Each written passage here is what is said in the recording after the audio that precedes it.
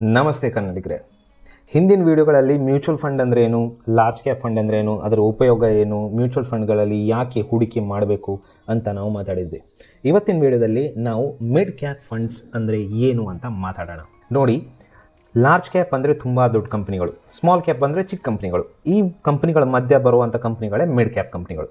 ನಮ್ಮ ಮಾರ್ಕೆಟಲ್ಲಿ mid cap 150 ಅಂತ ಕರಿತೀವಿ. ಮೊದಲ 100 ಕಂಪ್ನಿಗಳ ನಂತರ 250ನೇ ಕಂಪ್ನಿವರೆಗೂ ಮಿಡ್ ಕ್ಯಾಪ್ ಕಂಪ್ನಿಗಳಂತ ಕರೆಯಲ್ಪಡುತ್ತೆ. ಸೊ ಈ ಮಿಡ್ ಕ್ಯಾಪ್ ಕಂಪ್ನಿಗಳಲ್ಲಿ ಯಾಕೆ ಇನ್ವೆಸ್ಟ್ಮೆಂಟ್ ಮಾಡಬೇಕು? ಉದಾಹರಣೆಗೆ SBI ತಗೊಳ್ಳೋಣ. SBI ಇವಾಗ ಭಾರತ ಮೂಲೆಯಲ್ಲೂ ಇದೆ. ಅದೇ ಫೆಡರಲ್ ಬ್ಯಾಂಕ್ ಅಂತೇಳಿ ಎಕ್ಸಾಂಪಲ್ ತಗೊಂಡ್ರೆ ಅದು ಭಾರತದ ಎಲ್ಲ ಕಡೆಯಲ್ಲೂ ಇಲ್ಲ.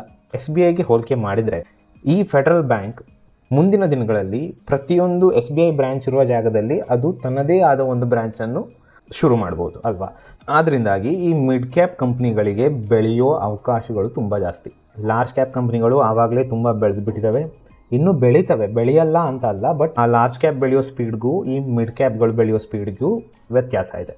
ಈ ಮಿಡ್ ಕ್ಯಾಪ್ಗಳು ತಮ್ಮ ಬಿಸ್ನೆಸ್ಸನ್ನು ಎಷ್ಟು ಬೇಗ ಬೆಳೆಸ್ತಾವೋ ಅಷ್ಟು ಜಾಸ್ತಿ ಅವುಗಳ ಗಳಿಕೆ ಜಾಸ್ತಿ ಆಗುತ್ತೆ. ಆ ಬಿಸ್ನೆಸ್ನ ಗಳಿಕೆ ಜಾಸ್ತಿ ಆದಾಗ ಅದರ ಶೇರ್ ಪ್ರೈಸ್ಗಳು ಜಾಸ್ತಿ ಆಗುತ್ತೆ. ಈ ಶೇರ್ ಪ್ರೈಸ್ ಜಾಸ್ತಿ ಆಗೋದ್ರಿಂದಾಗಿ ನಮ್ಮ ಮಿಡ್ ಕ್ಯಾಪ್ ಫಂಡ್ಗಳ ಪರ್ಫಾರ್ಮೆನ್ಸ್ ಸಹ ಜಾಸ್ತಿ ಆಗುತ್ತೆ.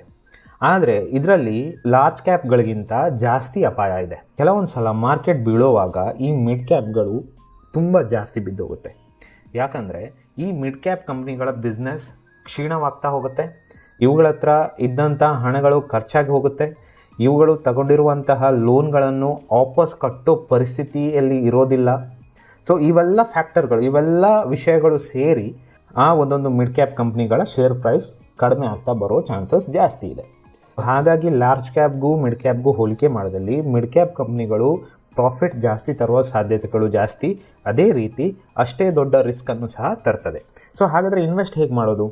ಇನ್ವೆಸ್ಟ್ಮೆಂಟ್ ಮಾಡೋಕ್ಕೆ ನಮಗೆ ಲಾರ್ಜ್ ಕ್ಯಾಪ್ ಮಿಡ್ ಕ್ಯಾಪ್ ಎರಡರಲ್ಲೂ ನಾವು ಇನ್ವೆಸ್ಟ್ಮೆಂಟ್ ಮಾಡ್ಬೋದು. ನಮಗೆ ಎಷ್ಟು ಮಿಡ್ ಕ್ಯಾಪ್ ಮೇಲೆ ರಿಸ್ಕ್ ತಗೊಳ್ಳೋಕ್ಕಾಗುತ್ತೋ ಅಷ್ಟು ಮಿಡ್ ಕ್ಯಾಪ್ಗಳ ಮೇಲೆ ನಾವು ಇನ್ವೆಸ್ಟ್ಮೆಂಟ್ ಮಾಡ್ಬೋದು. ಸೊ ಮುಂದಿನ ವಿಡಿಯೋದಲ್ಲಿ ನಾವು ಸ್ಮಾಲ್ ಕ್ಯಾಪ್ ಬಗ್ಗೆ ಮಾತಾಡೋಣ. ಇವತ್ತಿಗಿಷ್ಟೇ. ನಾನು ನಿಮ್ಮ Harshit Shetty, AMFI registered mutual fund distributor. ನನ್ನ ವಾಟ್ಸ್ಆ್ಯಪ್ ಚಾನಲ್ ಫಾಲೋ ಮಾಡಬೇಕಾದಲ್ಲಿ ಲಿಂಕ್ ಡಿಸ್ಕ್ರಿಪ್ಷನಲ್ಲಿ ಹಾಕಿರ್ತೀನಿ, ಕ್ಲಿಕ್ ಮಾಡಿ ಜಾಯ್ನ್ ಆಗಿ. ಈ ವಿಡಿಯೋ ನಿಮಗೆ ಇಷ್ಟ ಆದಲ್ಲಿ ಒಂದು ಲೈಕ್ ಕೊಡಿ, ಶೇರ್ ಮಾಡಿ, ಸಬ್ಸ್ಕ್ರೈಬ್ ಮಾಡಿ ಹಾಗೂ ಬೆಲ್ ಐಕನ್ ಒತ್ತಿ. ಧನ್ಯವಾದಗಳು.